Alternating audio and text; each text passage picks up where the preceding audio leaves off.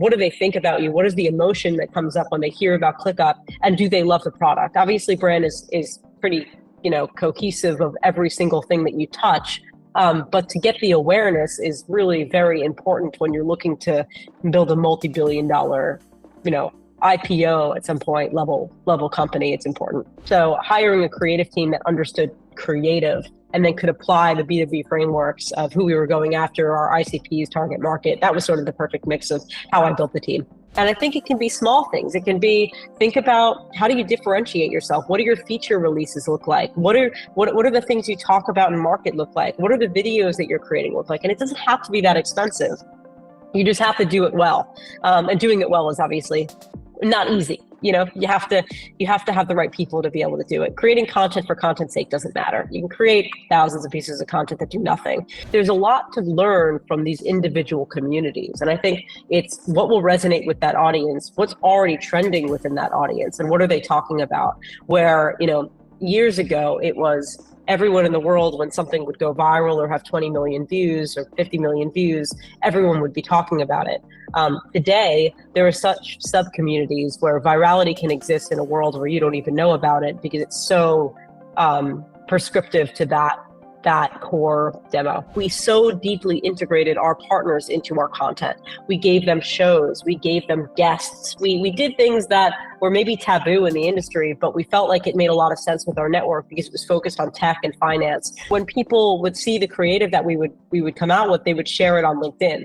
So effectively, when you have a 1,200 person company, you have an army of people that are sharing these pieces of content out that have amazing networks in the B2B space where you're able to effectively saturate LinkedIn with this content. So that was a creative distribution strategy that we had. And the key is also having teams that really like each other.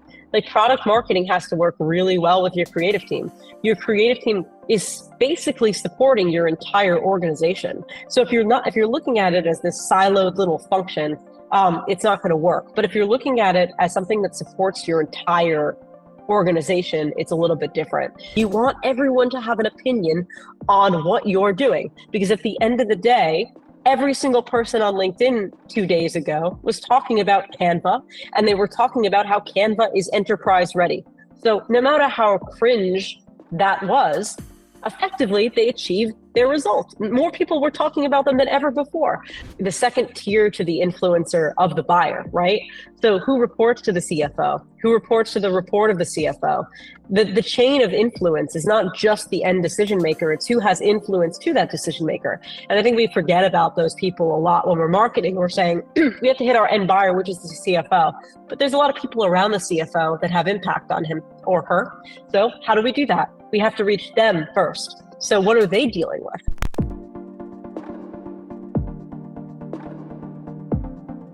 Okay, so let's get started. So we're going through your profile, and obviously you talk about many things related to marketing, sales. And one of those things you mentioned that SDR BDRs are the frontline journalists of the sales world. So can you please tell me more about that? Sure. I feel like I've worked around and with a lot of SDR BDRs, and their day-to-day while doing outreach and trying to get leads, is about how many they can get. It's a volume play. At the end of the day, the connections they make are definitely based on the information that they're able to find. And what is that information? It's what that ICP cares about, what they're writing about, what are the problems and the pain points that they're currently going through. And all of that, really, when you think about it, is a journalistic way of approaching it. You need to do deep dives, you need to do deep research, you need to have all of that information to be able to tell that story. And it was just a thought that, we really don't think of them that way. We think of them as much more of a kind of transactional role where, the volume is the key metric. But I think there's another very important factor, which is how deep are they actually going on that research to effectively become a journalist. And I think the more successful SDR BDRs are the ones that are doing deep research. I mean, the ones that have gone through to me, the ones that I've seen shine are the ones that really, really care about the business of their potential prospects, and they're doing the research to help them really get there. So it's just a comparison that I thought we aren't really making enough in our industry. Oh, okay, that's awesome. So You've worked with BuzzFeed and you've worked with ClickUp. So do you feel like some of these media marketing or brand building strategies intersect over there, or were they totally different? I think the fundamental understanding of why people connect with content is what I learned at BuzzFeed. And you can apply that across anything that you're doing, right? I mean, at BuzzFeed, content was the product, but we had to understand why people connected with content in the first place. Was it emotional? Did they see themselves in it? Was it shareable because they saw someone else, that could relate to it? There was so much about like why that piece of content would go viral or why it would be shared that I've taken from that role and I've applied it to every other position that I've had. And the application actually from media and the idea that content can go viral to SaaS, I would say is very directly correlated to the work that I did at ClickUp. So absolutely, I think that there's a ton of kind of just fundamental understanding of why people resonate with content that I took from BuzzFeed when I perfected the formula of what goes viral and why, in which I applied it to ClickUp. Yeah, so can you please tell the audience more about what works and why do things go viral? Yeah, I mean, well, virality is a little bit different today than it was when I was at BuzzFeed. Virality was much more linear. They're, very similar to the way that media was distributed many years ago, where it was linear distribution. You had a newspaper, the newspaper was distributed to your door and everyone read that newspaper. Then you had the internet, right? And the internet was kind of a gathering of the minds where people were able to go to one place and see something. And then with the distribution becoming more fragmented with social platforms and Facebook and now TikTok, virality lives in many different worlds and many different ecosystems, which is very interesting. And that's sort of the evolution of virality. But when you're thinking about customers and you're thinking about different ecosystems, you can understand what those ecosystems are talking about. You can achieve micro virality within those individual ecosystems. And I'll give you an example. When we wanted to target developers at ClickUp were one of our core ideal customer profiles. We really wanted to see what they were talking about on Reddit. What was going viral within that developer community. And we saw a few memes that, related to the fact that they were just very, very frustrated with Jira, using Jira. And there was a meme about how, ChatGPT could do everything. It could overthrow governments. It could pass the Turing test, but it couldn't figure out how to use Jira. And we thought that was hilarious. And it was going viral within a developer community within Reddit. And we took that and we turned it into a video, which then also went viral. So there's a lot to learn from these individual communities. And I think it's what will resonate with that audience, what's already trending within that audience, and what are they talking about? Where, years ago, it was everyone in the world, when something would go viral or have 20 million views or 50 million views, everyone would be talking about it. Today, there are such sub-communities where virality can exist in a world where you don't even know about it because it's so prescriptive to that core demo. Oh, okay, that's awesome. So let's talk about your experience with BuzzFeed. You developed the GTM for that company, and you took it to like $50 million revenue, 3 years of deployment. So what were the pillars of that GTM motion? What did you do? What was the team like? What was the play like? That was actually Cheddar. So which BuzzFeed was different. Which one would you like to talk about? Yeah, so let's just talk about BuzzFeed. I'm just going through your profile and that's what to say. Okay.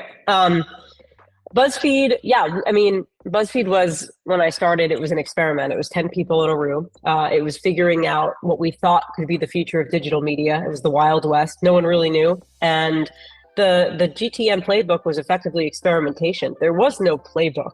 There was no playbook for digital media. We were one of the first. So effectively it was figuring out, again, like virality within different frameworks, and then creating those frameworks and templatizing them so that we could extrapolate them, start experimenting with new frameworks, and still then be able to capitalize on the things that we knew would go viral. So it was really, that sort of a framework mentality of like, how do we keep doing this over and over? And it has to be repeatable. It has to be scalable. We have to have multiple things going viral a day. And that was sort of the way that we approached the product, approached the vision of how we were going to grow the company. Then the go-to-market function effectively for ad revenue was, we can do this for brands as well. We have the playbook. We have the ability to understand what resonates with people, both on the consumer side and on the advertising side. So we're going to apply that across our business model as well. So we were able to actually go to, it was, I believe, 300 million when I left. So it was 300 million in revenue, 1,500 people, billion plus valuation. And we were able to do that through working with advertisers to create content, native content. And they had never done that before. There was no budget. This is the days where no one had a social budget. No one had an native advertising content budget. Like, that didn't exist. So convincing ad agencies and convincing the industry as a whole that this was something that would be valuable to end consumers was really challenging. But there was kind of a grit and a naivety to the fact that we could do that. And I think, being able to prove that we could do it on our own and then pushing that in market was what worked. Okay, that's awesome. And you also built a fairly big team over there. So any sort of like advice how to build those creative people team around and how to like grow them? Yeah, I mean, BuzzFeed was really interesting because it was a lot of teaching. Like, you had to come in and teach them the styles and the ways of actually activating on this. It wasn't something that anyone had ever learned before. So there were no like real qualifications on a resume that could have allowed me to hire great people outside of just pure grit, creativity, what they were doing in their spare time. So it was a different time. What we ended up doing was, and my team, to your point, it was 130 people globally. So I had to build teams in Brazil, in Japan, in Mexico. So I had to very deeply start to understand different cultures, and what those cultures resonated with in terms of content, because again, it's very different than the US. So there were the complexities of building a global team there. But what we did was we started a fellowship program. And the fellowship program was, we would create cohorts every, I think it was 6 months, of about 5 to 10 people. And those 5 to 10 people we would throw into the fire. They would go into client meetings. This was not an internship. This was a real fellowship where we were trying to hire them. And the goal was to hire half the cohort at the end of every 6 months. And this was deep training. We would treat them just like employees. We would pay them. But it was the only way to actually scale our team because no one else knew how to do it. So it was kind of a very unique model and playbook for hiring. I mean, I've never had to do that before, where you can't look on a resume and say, this is a great fit, because we didn't know. Some of the most successful people I hired, they didn't have day jobs in content. One kid, this is a great story. He was working at a tobacco factory during the day. And at night, he was creating these amazing, immersive, viral web experiences, kind of like stunts online.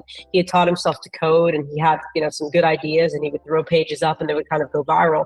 And, that was this type of person. He actually went on to run a very, very successful agency. It's called Mischief. But he, that is the type of profile that we were looking for. These deeply creative driven people that wanted to learn and wanted to become experts in this field that had never really existed before. So scaling that team was very unique to any other team I've ever scaled on the creative side. It was harder because there was no background that magically fit what we were looking for. Yeah, so what were the sort of guardrails for this kind of team to come up with this kind of content? So were there any templates out there? Okay, these are 10 categories we do stuff, and let's just build things around that, and you should have this kind of a start, this kind of a title. So you had that kind of things, all those things in place. Yeah, I mean, we would basically allow them to come up with, we would test them against each other. We would put them in as editors first onto the site, and have them come up with 10 posts that followed a very specific template, like things that other people would resonate with because they can identify, they see themselves within the content. So this is an example of a very viral post. It was like 10 ways to know that you're a left-handed person, right? Very simple, but it's the smudge on the paper when you're writing and things like that. And that went viral because there are so many left-handed people that feel like no one sees them, and yet they have these inner things that they all can relate to. So we were kind of tapping into this invisible network of insights from people and from qualities and things that like no one else really talked about. So it was this like kind of invisibility template in a way, like what do then there was sort of the people kind of rallying against each other to prove that their hometown or the things that they were passionate about were better than something else. 20 reasons why New York is way better than LA. And then we'd create the same post and it'd be 20 reasons LA is way better than New York. All those people would cross-share those two posts. They would talk about it. It created this swarm. So it was a lot of like, how do you think about frameworks in terms of creating cultural movements where people can have water cooler things to talk about, can bring up long-standing rivalries, can identify with things and share things with people that they know that will identify with them. So it was kind of like we would build that framework, share that with them, and then challenge them to create their own versions of that, and then extrapolate that out and say, how do you do that for advertisers? So it was a complex model, and to then incorporate branding into it, it's very challenging. So that was sort of the framework and the template that we would use, and we would just really throw them in and see what they could do. Okay, when it comes to the clients, so obviously they had those brand guidelines and okay, you need to stay in this and not do this and not do this. And there are quite a few mature brands out there. I mean, financial sector might not be willing to do quite a few things. So how would you handle all of those challenges? What was how did it work? How it just actually started? I mean, because this was way back. Yeah, I mean, at first we were working with clients that really got it, right? You can start your business off with the MTVs of the world, the Comedy Centrals, the ones that are going to go for it. They're going to say, we're working with BuzzFeed because we want BuzzFeed. And then you have to build your business and grow your revenue, right? So you start working with the financial sector and you start working with others. And we would have meetings with them and we would try to level set and say, you're working with us because we understand people. We understand the formula to share. And the companies that would do it best would give us they would give us guardrails, but they would give us the reins. The ones that, the posts and the content that didn't perform were the ones where there were 25 reviews on it. We went back and forth. They had to use static images of stock photography. There was one brand, I won't name them because they were a very large company, but they wanted to, what they called, create a meme. So they were like, we're going to create a meme and we're going to go outside and we're going to take pictures of people with our product sticking their foot up in the air, and we're going to call that this is a viral trend. And we're like, that people are going to see through that. That's not going to work. And it didn't work.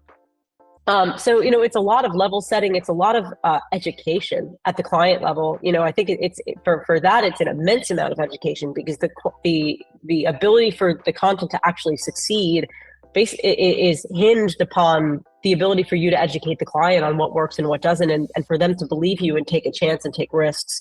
So you're dealing with just so many factors. You're dealing with who you're dealing with on the client side. Are they risk averse? Are they not? How many layers of approvals does this need to go through on their end?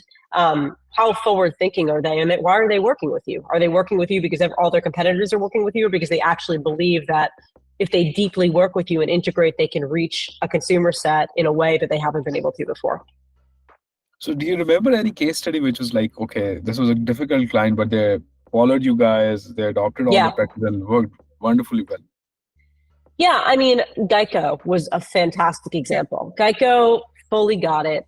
They weren't a difficult client. They were actually really wonderful to work with, but there was a lot of layers. Geico had a lot of people that wanted to be involved in this. We had to effectively embed ourselves into Geico. We had an entire team dedicated to them. We would fly to their headquarters once a month to do deep dive sessions. But at the end of the day, they started to understand that the quality of what they were putting out was also based on, it was a mix of quality and quantity.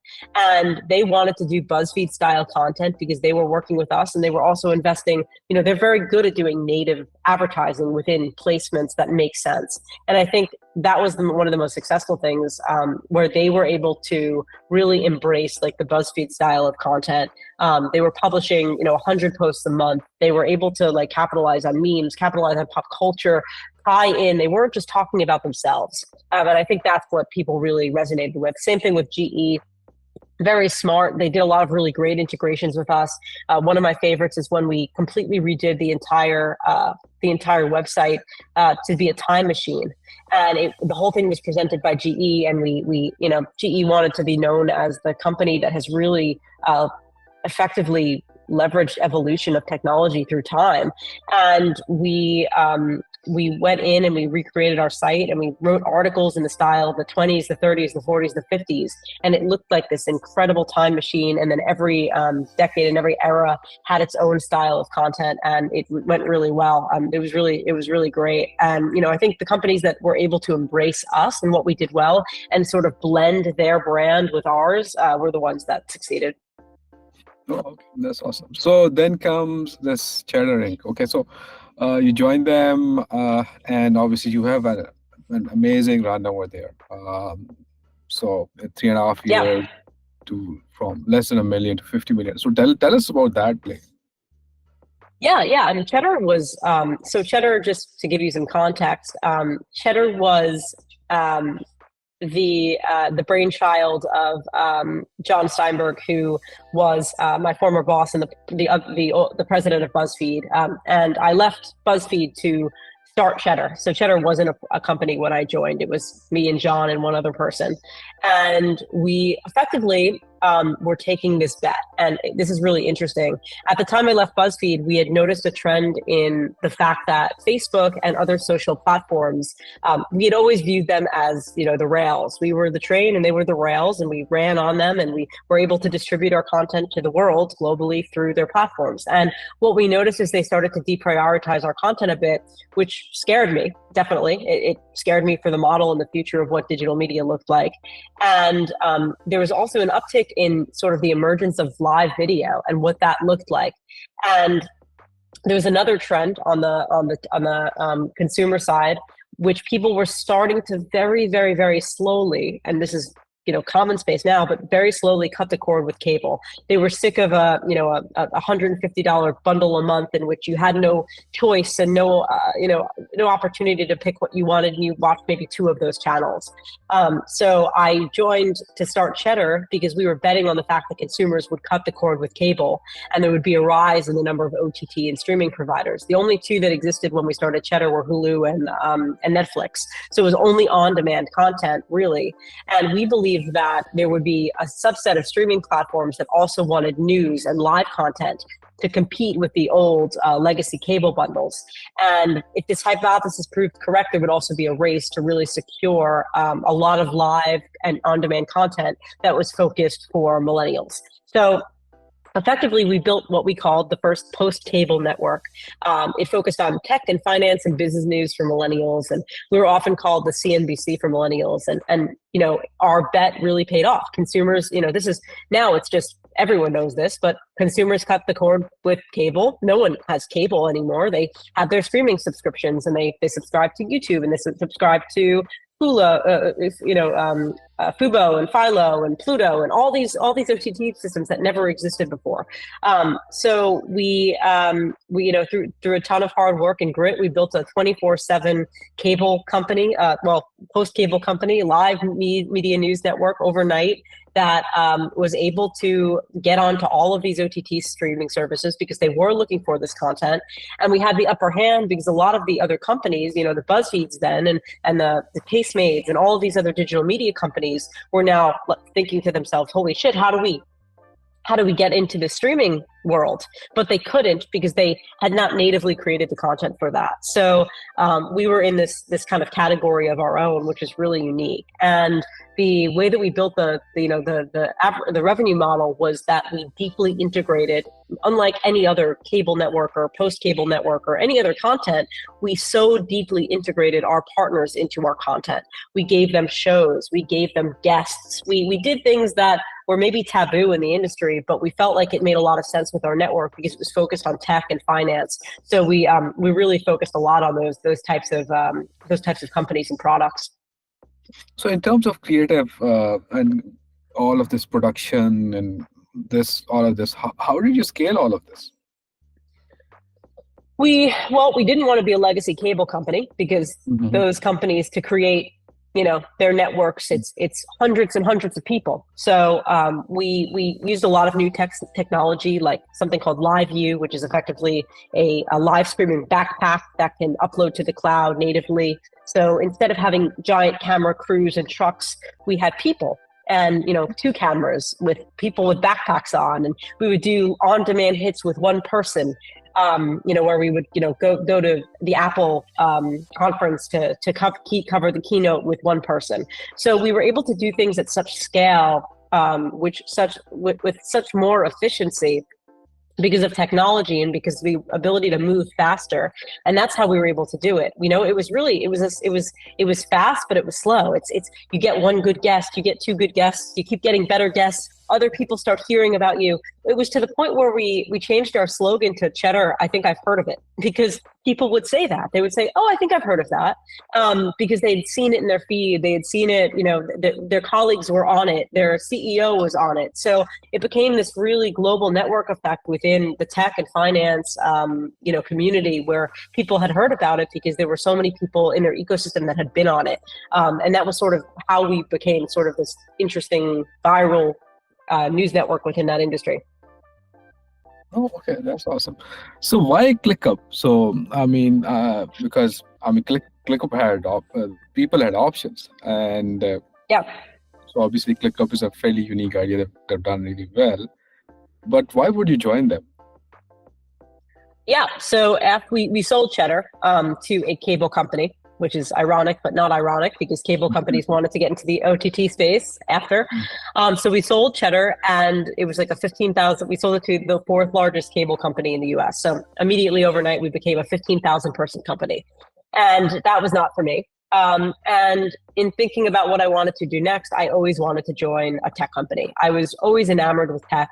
I wanted to join a company where we were able to use content, really great content, to promote and create lead gen for a product that was not content. I had always worked where content was the product, and I didn't want to do that anymore.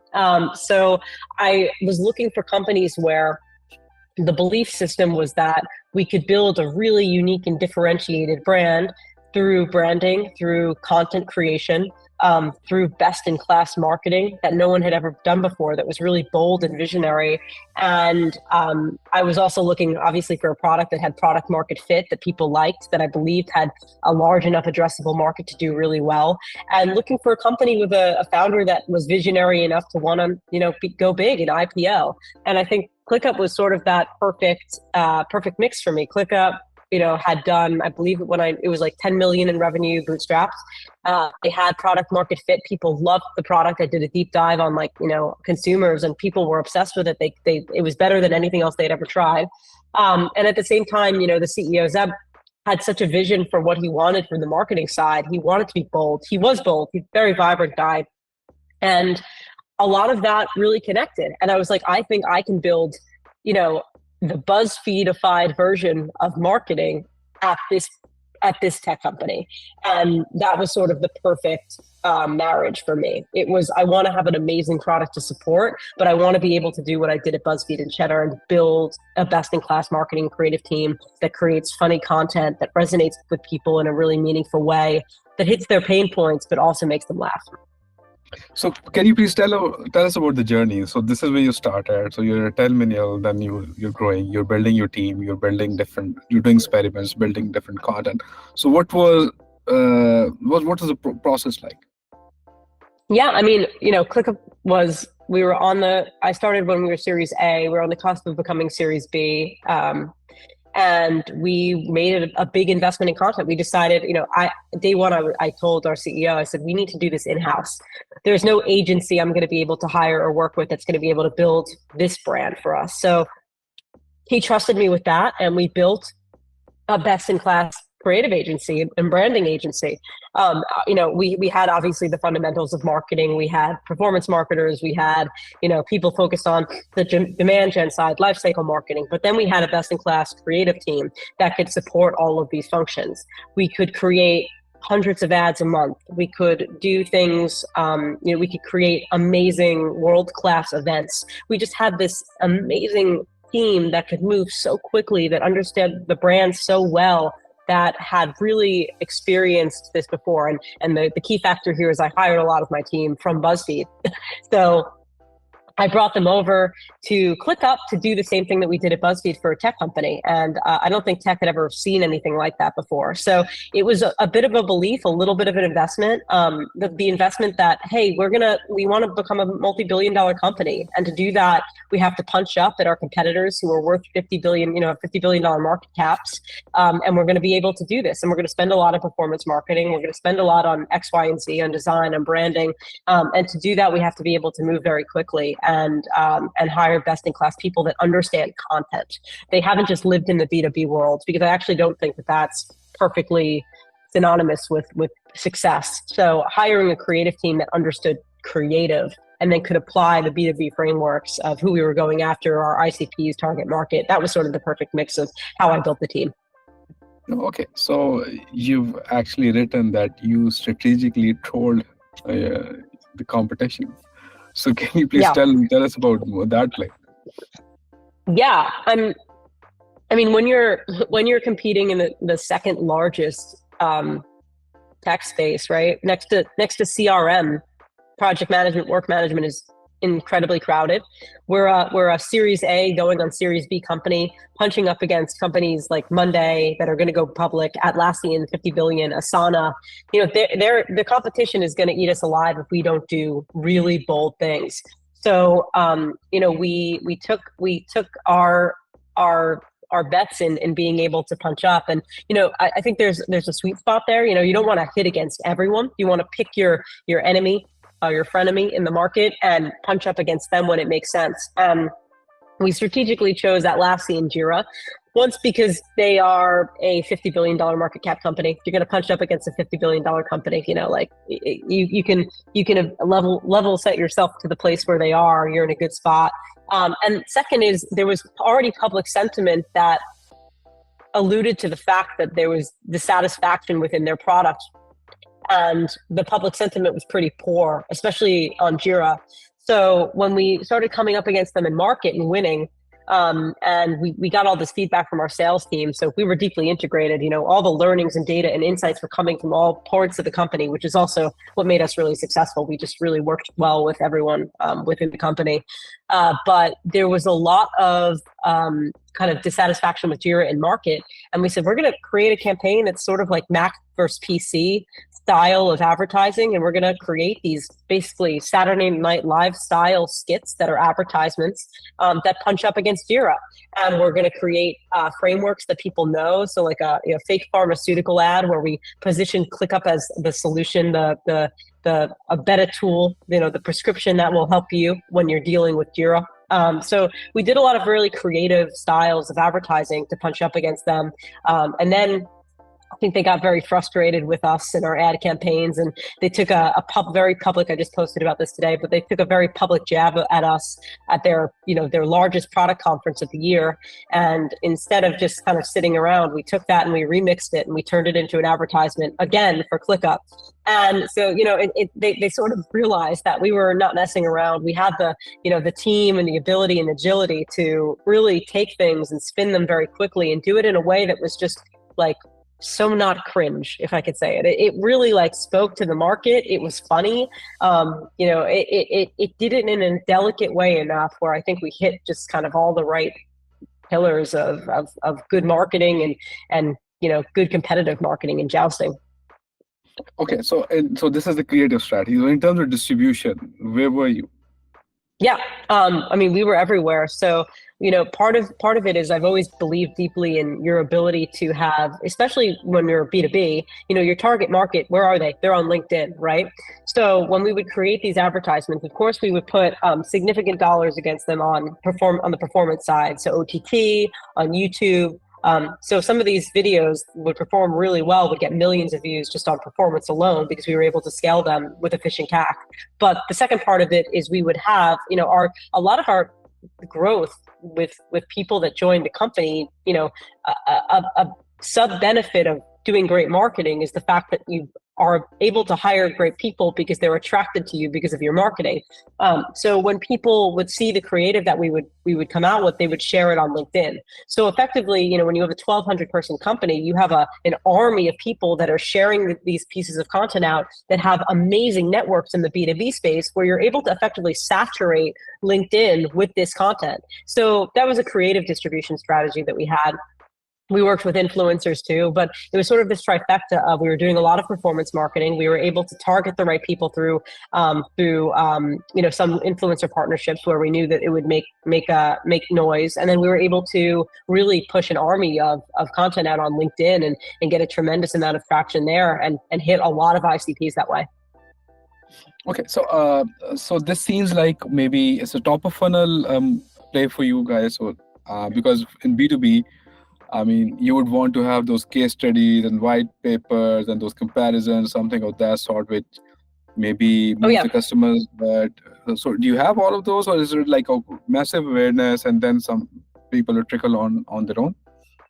Oh, no. I mean, we had all of that. We had an amazing product marketing team that were doing all of the white papers, all the case studies, all the sales collateral that they needed to actually sell the deal through. But when you create the mass awareness, you're creating the demand, and then you're able to sell them through with all of those things. But you're not just pushing a white paper, you're pushing the awareness that this exists. You're getting them in, you're getting them yourself top of mind. You're getting a seat at the table, and then you're selling them on the value of the product and the comparisons and the white papers. You're using all of that to push them over the line at the bottom of the funnel. But yeah, I mean, a lot of this was let's go as big as we can at the top of the funnel and attract people into our ecosystem, and then be able to sell them because we knew we were winning deals when we got a seat at the table. So what's the ROI of this kind of a creative play? So there's this very serious, mature B2B content that's out there, but there are few people, few companies who are actually into this funny, creative, bringing it to the B2B and LinkedIn. So what's the ROI? Because I think for ClickUp, it was great, right? Yeah, I mean, I think it's like, in that capacity, like, how are you looking at ROI?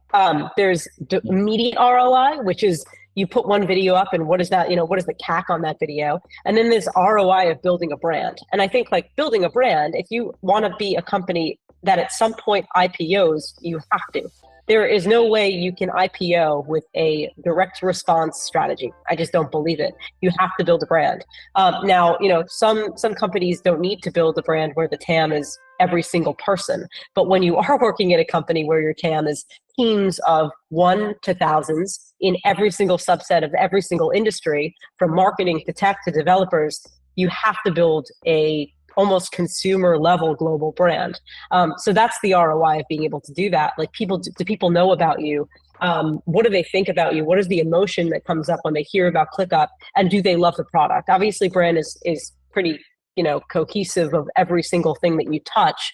But to get the awareness is really very important when you're looking to build a multi-billion-dollar, IPO at some point level company. It's important. So the ROI was a mix of, are we doing things day to day? Are we creating the performance ads that convert? Are we doing things that get our sales teams a seat at the table? Product marketing, are they creating the right materials to be able to really sell and position ourselves correctly and our product correctly? So, it's obviously everything kind of firing on all cylinders to really prove the ROI. But the ROI of brand awareness, if you want to build a legacy company, you have to do it. And when does this start, and how does it sort of like changes the percentage in terms of brand and versus demand gen? So is it like for early companies, is it skewed towards one side and then later stage skewed towards the other side? Well, how do you think about that? Yeah, I mean, you see a lot of companies, like, it's interesting. I mean, obviously, like, everything is a little bit cyclical. You see companies that are like, we have to focus on efficiency. And then when market is good and things are going well, they're like, we have to build brand. But I think the companies that do it well are the companies that build brand from day one. They obviously are focused on all of the right things too. They focus on efficiency. They focus on lead gen, demand gen, but they are also focused on thinking about their brand. They have to be.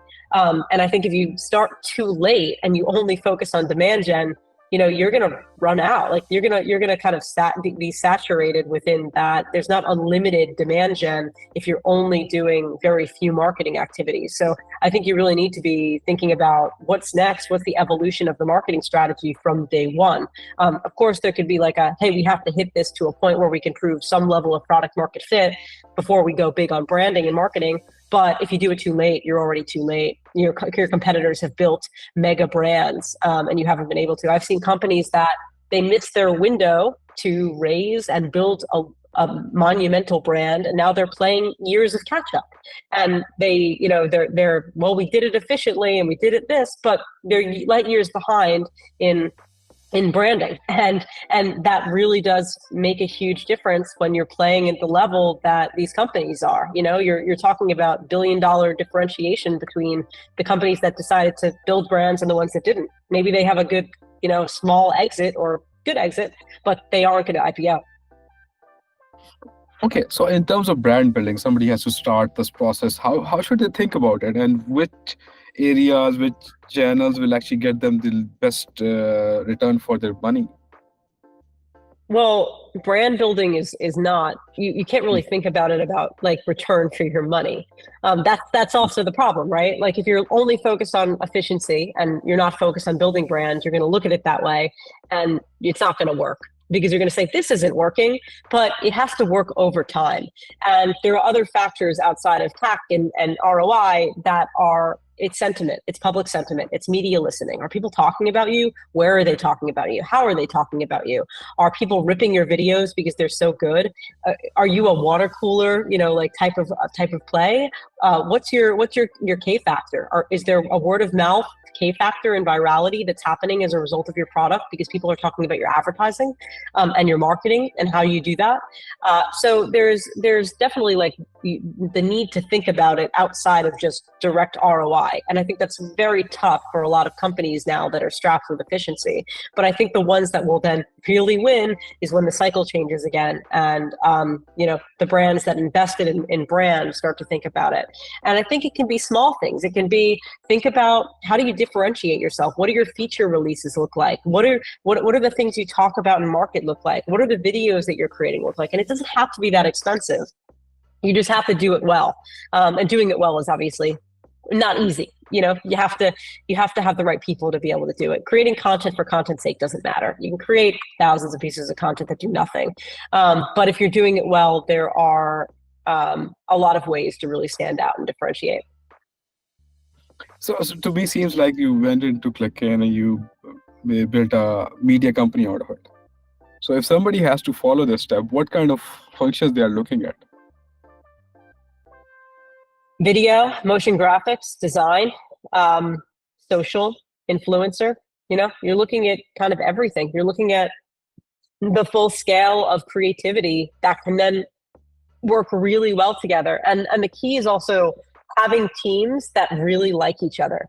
Like product marketing has to work really well with your creative team. Your creative team is basically supporting your entire organization. So if you're looking at it as this siloed little function, it's not going to work. But if you're looking at it as something that supports your entire organization, it's a little bit different. So we worked very, very closely with the product marketing team in creating these videos. Like, are we, we wrote the framework for them. Are we hitting the right pain points? Are we doing the right things? But we created the comedy. We created the humor. But first you have to start with a North Star. Like, what is the brand that you want to be in market? How do you want your customers to perceive you?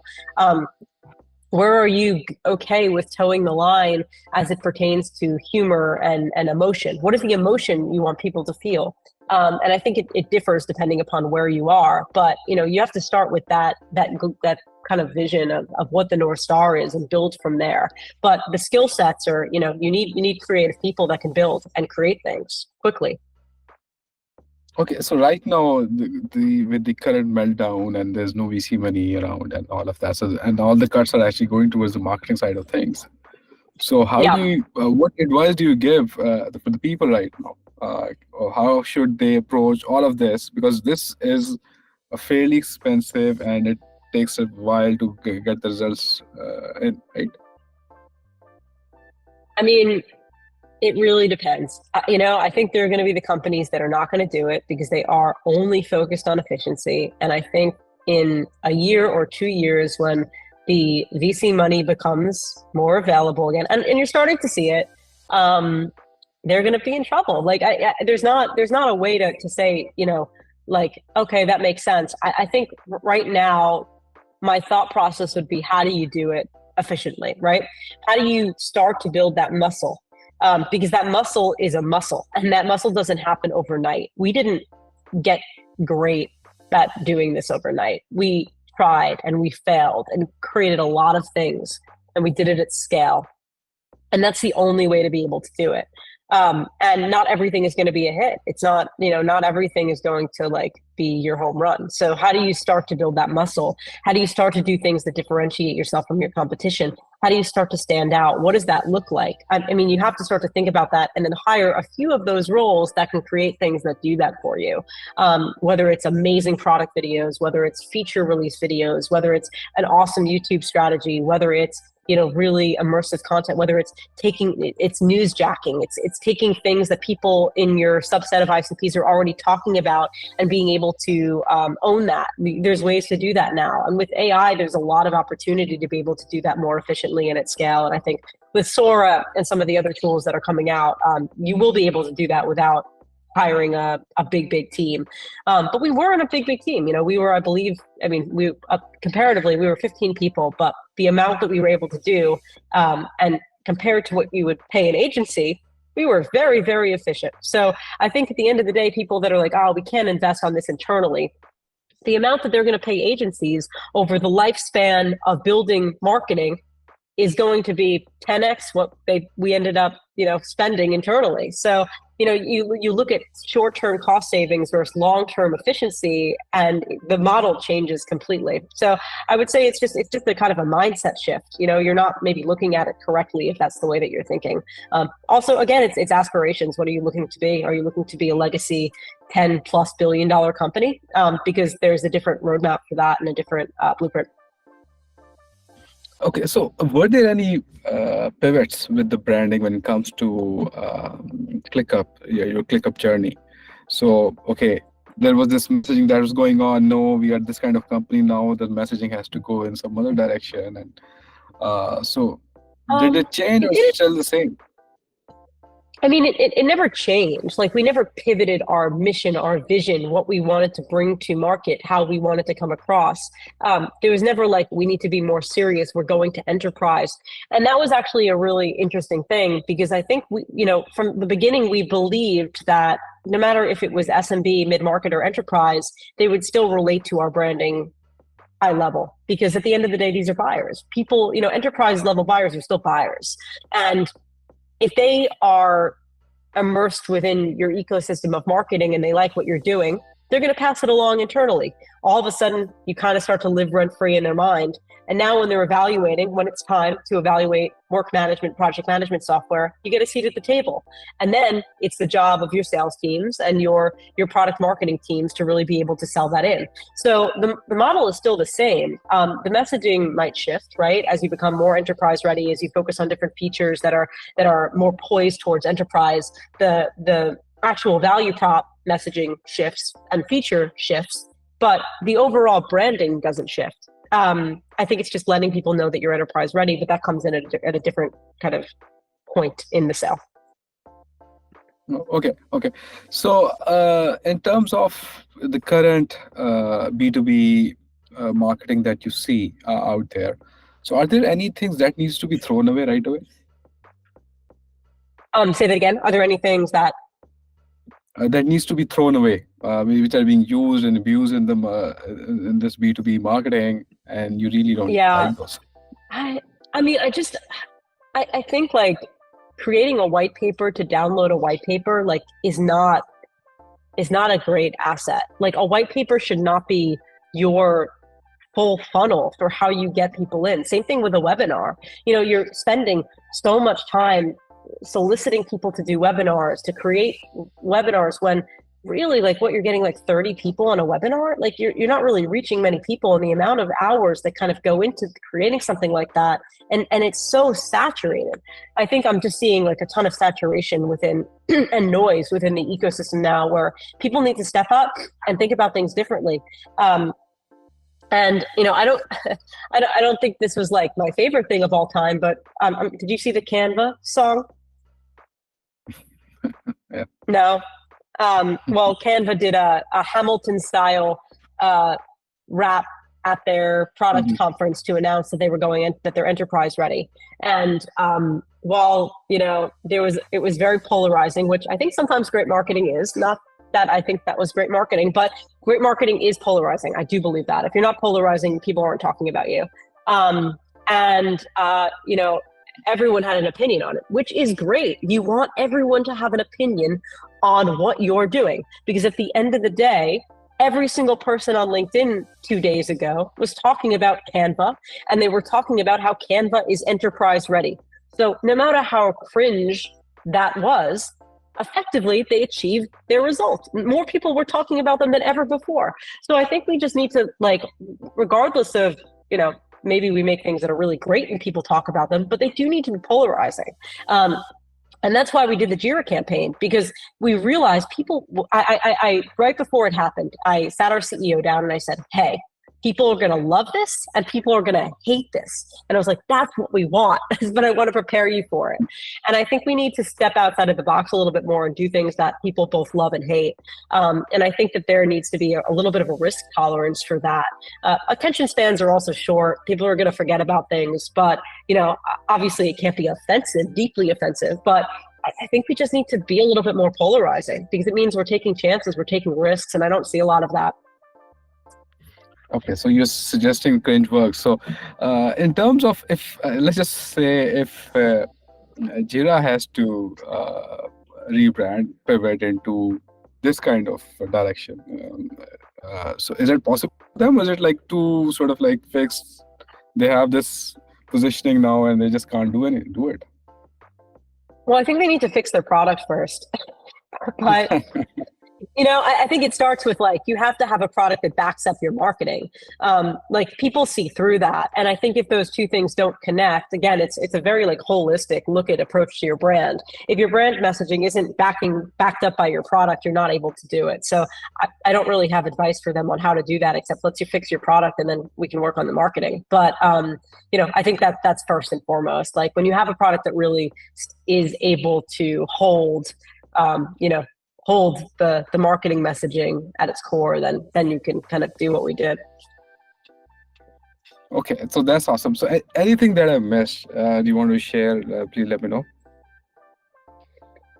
No, I just think like everything is cyclical. I think marketers that are, I know that the CFOs kind of are taking the reign now about like what we do, what we don't do, but there's limited channels, there's limited ways to get exposure. So let's just talk about a product which is entirely for CFOs, and you have to bring in your BuzzFeed kind of marketing to them. How would you think about doing that? A product specifically to CFOs? Is that what you're saying? Yeah. I mean, it depends on what the product is, but I think I would obviously, start talking about efficiency in some capacity. What do CFOs care about right now? They care about being profitable, cash efficient, and making sure the company that has 2 years of runway. So how do we take those and the pain points of everyone in marketing and every other part of the industry and business asking them for money?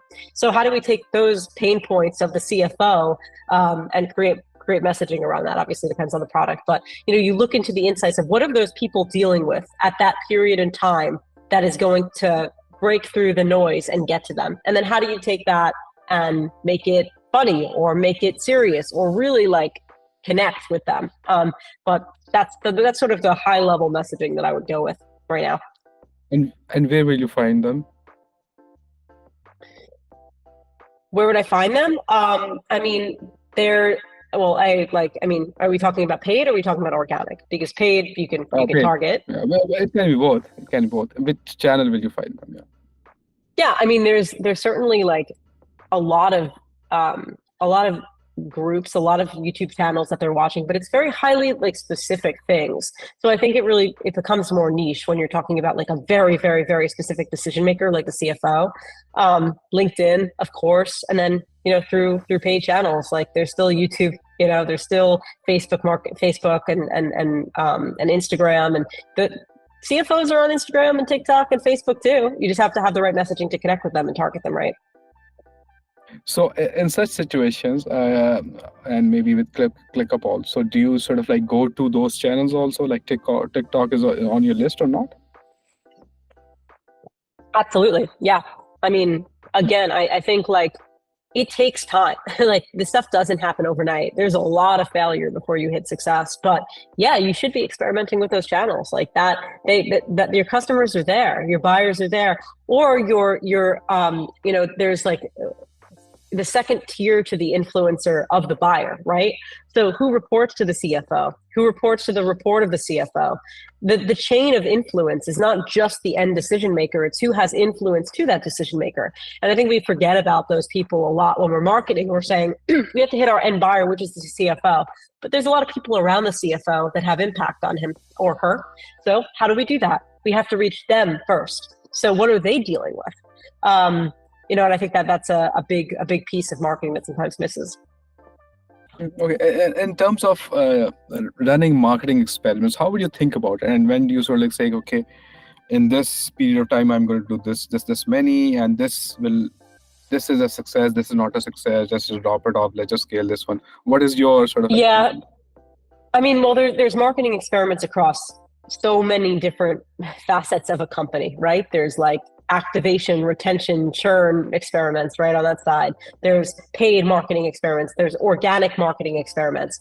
And I think like you have to give them enough time to breathe. You have to make sure that you're able to iterate on them, and then you're able to see traction. But I don't think you should kill something before 6 months of being able to really put full assets and resources towards it, and be able to really prove it. I mean, there are, of course, like experiments that you can run that are CRO experiments over the course of 2 weeks on that side, and see if there's any sort of conversion optimization that you're able to, see if there's a lift by 2 to 5% over a period of a few months. And if that's working, that's a good quick win. Let's do this, let's do that, let's do that. But then there are other channels that take more time to be able to scale up, SEO. If you're starting an SEO strategy, that takes a long time. If you're able to do same thing with any sort of paid, right? Being able to develop the right creative assets, hit the right messaging, the right target, and then bring your CAC down. That's a really long stretch of being able to do that, and trial and error and optimization. So I think, sometimes we do kill too quickly. And then there's organic, which is just, TikTok's a beast. It could take you 2-3 years to be able to actually hit it well and nail that platform.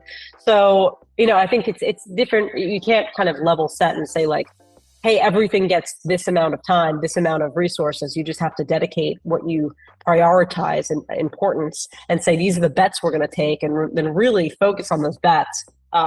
Make sure you don't spread yourself too thin, but still consider, hey, these are the channels we're really betting on. But then these are the experimentations that we're doing that we think could have legs in the future. And I think you always have to have a subset of those, because otherwise you're going to fall behind. If you're just always playing catch up to the channels that everyone else has already dominated, are you really going to be able to dominate them? Also, things are moving so quickly with AI and technology that I don't think that that's a safe bet. So I think you always kind of have to have a mix of that within your experimentation framework. So what's happening with what's going to happen with AI? So it seems like, okay, the text part is pretty much done, the image and the video part is next. So what does that mean? Is it like marketing people are not needed? We just need 2-3 guys, strategists, and they just put there the prompt experts and everything is done?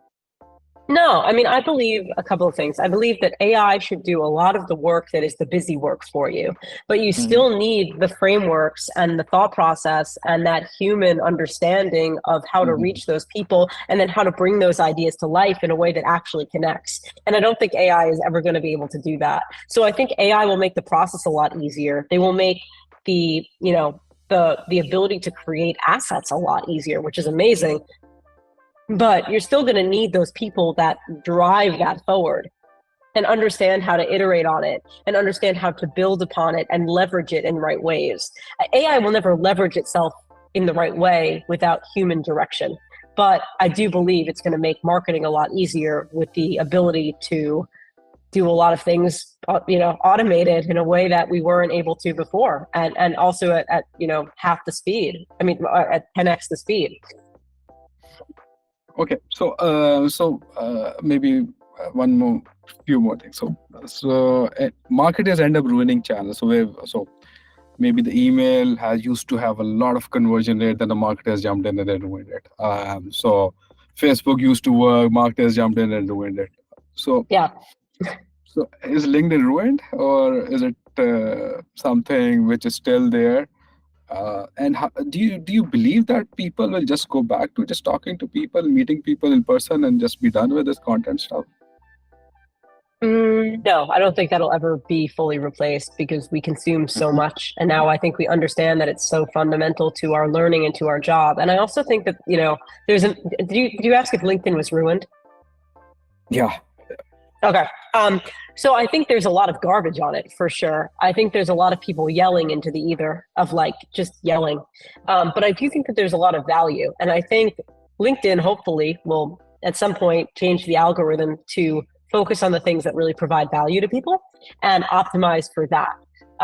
But I learn a lot on LinkedIn every day. I make a lot of wonderful connections. I bring in a lot of people into my network that I never would have met before. I think it's a very valuable tool. Do I think you have to sift through a lot of garbage to be able to really leverage the benefits of it? Yeah, but it's something that really does compound over time. I started writing on LinkedIn every day 5 years ago, and I've built, a pretty big following. I have a huge network of connections. I've made so many great connections, and people know a lot of my work through LinkedIn and through other channels. So I definitely believe in LinkedIn as a channel. I just think you're right. Yes, things become saturated and they need to evolve.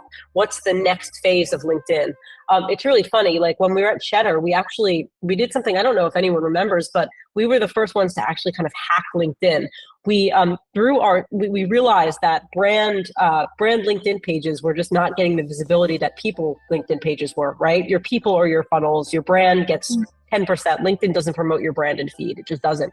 It's basically like, a landing page. If you go to it, you'll see some stuff, but you don't really get the traction.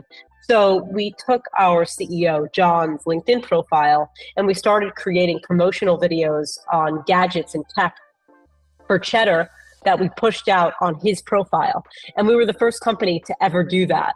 And what we started happening was we started getting hundreds and hundreds of thousands of views and millions of views on LinkedIn from these videos. And effectively, John became our funnel into mass awareness for Cheddar via LinkedIn.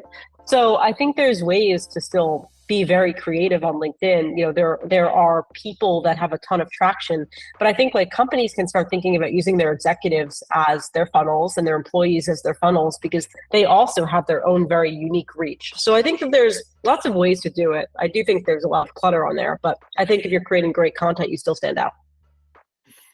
Okay, and what's your take on personal branding? Because this is the hot topic right now, and I think you've alluded to it right away, and you started it way back.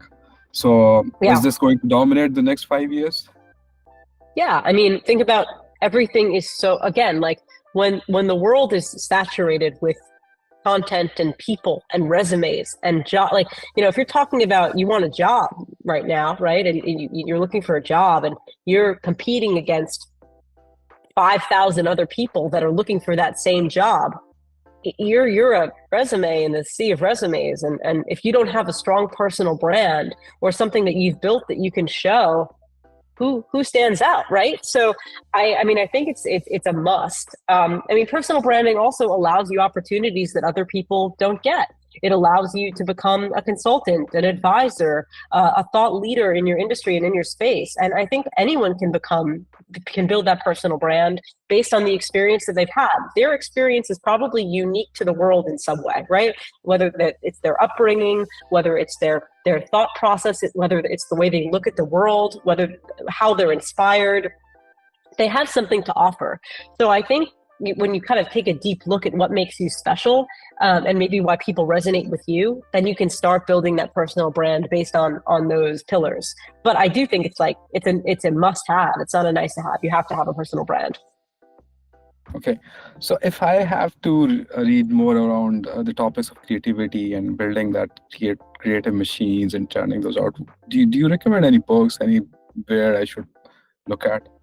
audience should look at, or your favorite ones? Like, I mean, I love I'm less inspired by that, and I'm more inspired by, because I've never found success in looking at someone's blueprint playbook and following that. Like I've always sort of taken my own a mix of like what I think that market needs, and then like my own experience. But I really did love the book How Brands Grow by Byron Sharp.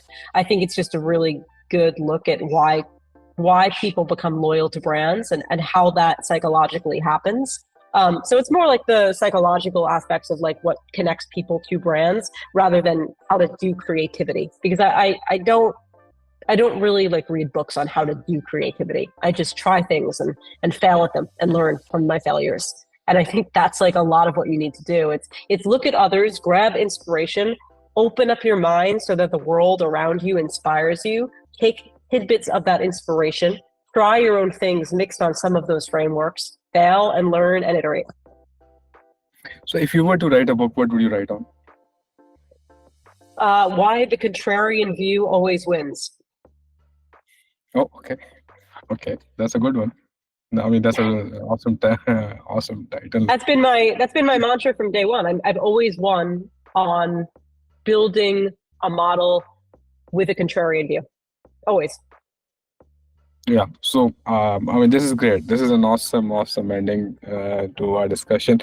So, Melissa, I truly enjoyed it. I could have gone for another hour, I think, but I guess I've already taken a lot of your time.